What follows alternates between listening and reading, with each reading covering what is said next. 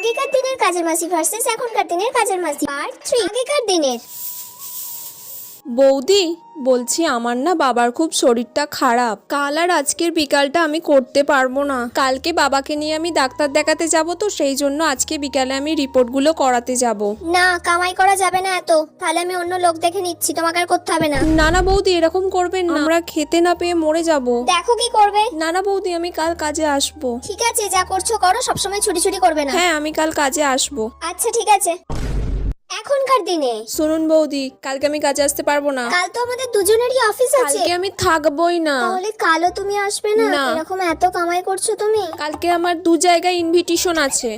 যে কোনো এক জায়গায় যাও। 2 জায়গায় ইনভিটেশন আছে, 2 জায়গাতেই আমাকে যেতে হবে। একবেলা এসো। আমি ওসব কাজে ভাজে আসতে পারবো না, তাহলে আপনি অন্য লোক দেখে নিন।